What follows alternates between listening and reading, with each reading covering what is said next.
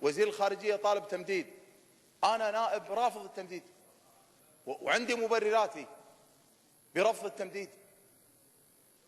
فالأخ الرئيس أرجو أن هذه الرسالة أن على الأقل الآن نناقشها على أساس ننتهي منها، يا المجلس يمدد للوزير أو أن الوزير ملزم بأن يجيب الأسئلة.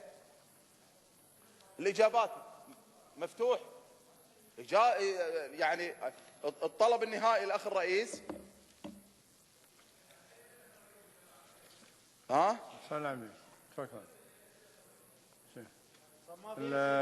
هو في أسئلة عشان يصير في بند يا أبو محمود. لحظة ما جدمة. لحظة، هذه رسالة مفتوحة. الأخ مسلم كان مفروض إثارة هذا في بند الأسئلة. قلت بوقتها. احنا الحين تجاوزنا هذا الحين. الأخ الرئيس احنا دخلنا في بند الخطة الحين. أنا عارف. أنا وقفت في لحظتها في الرسائل الواردة كما هي رسالة وزير التجارة. وزير التجارة طلب تمديد، أضيفت في بند الرسائل الواردة. الآن ترك الموضوع هذا بهذا الشكل دون تحديد، أنا أعتقد معناه كأن نقول حق الوزير لا تجاوب إلا بعد سنة. بس لو سمحت الأخ مسلم، أنا الحين ما أقدر أبحث الموضوع هذا لأن ما عندي بند الأسئلة وبديت أنا في نظر الخطة.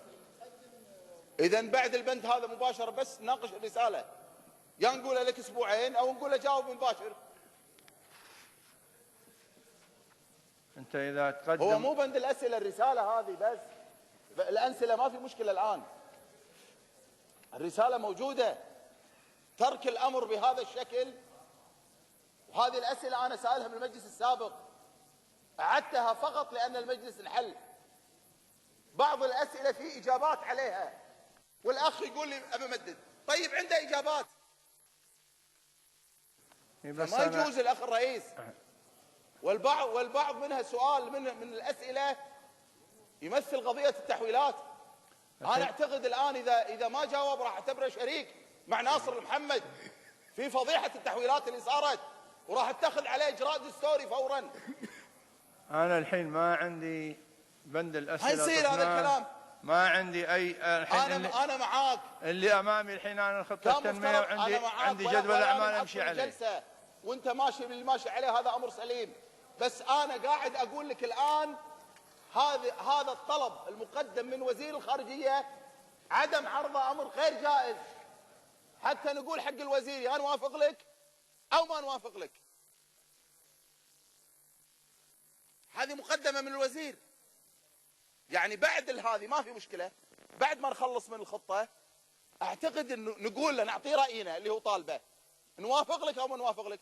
وإذا تأخر بالإجابة، أنا بالنسبة لي أنا أتكلم عني شخصيا في قضية التحويلات، إذا ما جاوب سأعتبره شريك رئيسي في فضيحة المليونية مع ناصر محمد، وسأمارس دوري على منصة. لو سمحت، إذا تبي تقدم اقتراح. ما أقدم أنا، هو اللي مقدم. لا أنا ما أقدر أدرج شيء عندي في الجدول أنت جاي فيه الحين. نقدم لك الآن ورقة. إذا عندك شيء في اقتراح الحين أقدم لك ورقة يوافق عليه المجلس، هذا متروك المجلس. الحين أقدم لك ورقة. نستمر في البند، تفضل.